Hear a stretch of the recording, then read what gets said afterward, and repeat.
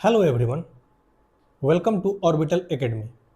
आज हम लोग BPSC TRE 4 post graduate teacher PGT के लिए फिजिक्स स्टार्ट करने जा रहे हैं, क्योंकि इंपॉर्टेंट सब्जेक्ट है फिजिक्स से। फर्स्ट चैप्टर 11th क्लास से जो यूनिट एंड डायमेंशन है, फिर वेक्टर, फिर kinematics, Newton's law of motion, सारा कुछ पढ़ाया जाएगा। लेकिन हम आज स्टार्ट करते हैं वेक्टर से, और यूनिट एंड डायमेंशन हम लास्ट में पढ़ेंगे। जब आप सभी चैप्टर के बारे में पढ़ चुके होंगे तो यूनिट एंड डायमेंशन पढ़ा जाएगा। तो आइए हम लोग वेक्टर से स्टार्ट करते हैं। वेक्टर क्या है? वेक्टर एक फिजिकल क्वांटिटी है जिसके पास मैग्नीट्यूड एंड डायरेक्शन दोनों होता है। वेक्टर का कुछ एग्जांपल है, जैसे फोर्स, वेलोसिटी, डिस्प्लेसमेंट, एक्सेलरेशन, ये सभी वेक्टर है, क्योंकि फोर्स के पास मैग्नीट्यूड भी है और डायरेक्शन भी है। वेलोसिटी के पास भी मैग्नीट्यूड भी है, डायरेक्शन भी है। डिस्प्लेसमेंट के साथ भी वही है, मैग्नीट्यूड डायरेक्शन दोनों है इसमें, इसलिए ये सभी वेक्टर क्वांटिटी हैं। आइए अब हम टाइप्स ऑफ वेक्टर देखते हैं। टाइप्स ऑफ वेक्टर में हम सबसे पहले देखेंगे इक्वल वेक्टर। कोई भी वेक्टर इक्वल कब कहा जाएगा? जब उस वेक्टर का मैग्नीट्यूड सेम हो और डायरेक्शन भी सेम हो, क्योंकि वेक्टर में तो दो ही चीज होता है, मैग्नीट्यूड होता है और डायरेक्शन होता है। और किसी वेक्टर का मैग्नीट्यूड भी सेम हो और डायरेक्शन भी सेम हो तो वेक्टर इक्वल वेक्टर कहा जाएगा। मैग्नीट्यूड और डायरेक्शन ये सेम होना चाहिए। जब हम इक्वल वेक्टर के बारे में जान लिए हैं तो हम अब अनइक्वल वेक्टर के बारे में भी जानेंगे।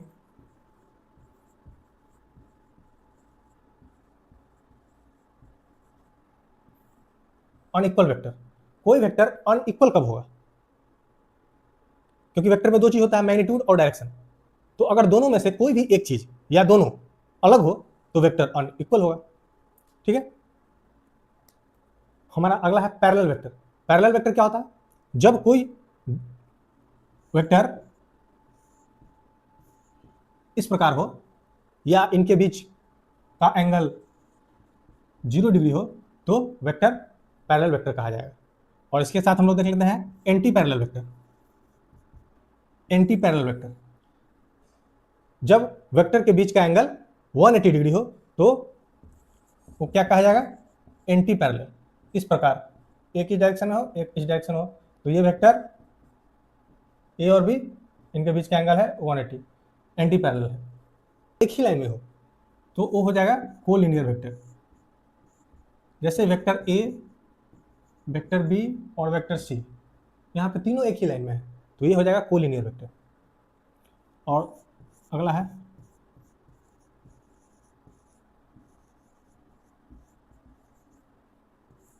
Coplanar vector. जब वेक्टर एक ही प्लेन में हो, दो वेक्टर, तीन वेक्टर, चार वेक्टर, दो वेक्टर तो हमेशा एक ही प्लेन में होगा। जब तीन, चार, पांच वेक्टर्स एक ही प्लेन में हो तो वो सभी वेक्टर्स कोप्लेनर वेक्टर कहा जाएगा। जैसे ये देखिए, ये वेक्टर ए है, ये वेक्टर बी है, ये दोनों अगर इस प्रकार है तो एक ही प्लेन में है, ये इस प्लेन में है। अगर ये इस तरह हो गया तो इस प्लेन में हो गया, इसको किसी भी प्रकार से रखें एक ही प्लेन में होगा। तो दो वेक्टर ऑलवेज इन कोप्लेनर। ये है कनकरेंट वेक्टर। और कनकरेंट वेक्टर क्या होता है? जब बहुत सारा वेक्टर एक ही पॉइंट पे आके मिलता है तो वो सभी वेक्टर कनकरेंट वेक्टर कहलाता है। जैसे ये पॉइंट है, इस पे एक वेक्टर ए, एक वेक्टर बी, एक वेक्टर सी, डी, तो ये सभी वेक्टर कनकरेंट वेक्टर होंगे। ठीक है। तो ये सभी ए बी सी डी, ये सभी ऐसा वेक्टर होता है जिसका मैग्नीट्यूड 0 हो, मैग्नीट्यूड इक्वल टू 0, और डायरेक्शन कोई भी डायरेक्शन, एनी डायरेक्शन।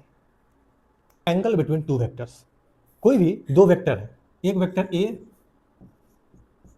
और एक वेक्टर है बी। अगर हम इन दोनों वेक्टर के बीच एंगल निकालना चाह रहे हैं तो हम क्या करेंगे? या तो इन दोनों वेक्टर को head to head, head to head add करेंगे, या इन दोनों वेक्टर को टेल टू टेल,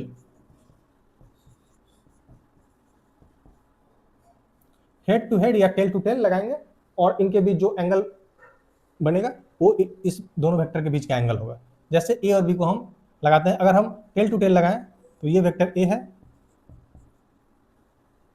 यहाँ पे करते हैं, ये वेक्टर ए है, ये वेक्टर ए है, और हमें वेक्टर बी और इनके बीच का एंगल ये हो जाएगा। अगर हम अभी हमने टेल टू टेल कनेक्ट किया है, और हम अब हेड टू हेड भी कर सकते हैं। ये देखिए, हम हेड टू हेड करेंगे, ये वेक्टर ए है और ये वेक्टर बी है, और ये इनके बीच का एंगल हो गया। ठीक है, तो हमने एंगल बिटवीन वेक्टर कैसे निकालते हैं, दो वेक्टर को टेल टू टेल ज्वाइन करेंगे। ये वेक्टर ए है और ये वेक्टर बी है, इनको हमने टेल टू टेल ज्वाइन किया है। अब ए के पैरेलल और बी के पैरेलल इसको पैरेललोग्राम के रूप में कंप्लीट करेंगे, और ये ए और बीच के रूप में ये एंगल थीटा है ए और बीच के बीच, और ये जो है ए और बी का रिजल्टेंट है, इसको हम लोग ए प्लस बी कहेंगे, और ये एंगल ए से रिजल्टेंट के बीच का एंगल अल्फा। तो हम लिख सकते हैं R resultant is equal to mod A का स्क्वायर प्लस मॉड बी का स्क्वायर प्लस 2 मॉड ए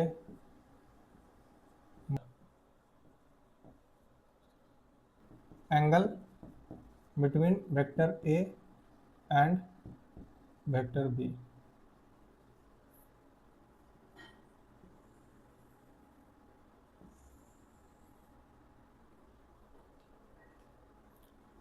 और हम अगर रिजल्टेंट का डायरेक्शन देखना चाह रहे हैं कि वेक्टर ए से किस एंगल पे है, तो हम इस तरह निकाल सकते हैं, tan B sine theta upon A plus B cos theta.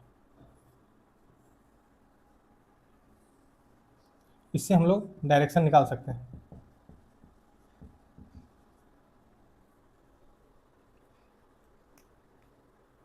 और ये बी है, तो अगर हम नीचे जाएंगे तो ये माइनस बी होगा, और अगर यहाँ पैरेललोग्राम बना करके हम इसका रिजल्टेंट फाइंड करें आर, तो ये हो जाएगा ए माइनस बी। तो सब्सट्रैक्शन में रिजल्टेंट हो जाएगा ए स्क्वायर, बिकॉज ये एंगल थीटा था, तो अब हमारे पास ये एंगल हो जाएगा 180 माइनस थीटा, क्योंकि ये पूरा 180 है और ये थीटा था, तो ये हो जाएगा 180 माइनस थीटा। तो resultant A square plus B square plus 2 mod A mod B cos 180 minus theta, ये हो गया। तो हम लिख सकते हैं R square equal to A square plus B square minus 2 mod A mod B cos theta. ठीक है, तो ये हम सब्सट्रैक्शन में यूज करेंगे।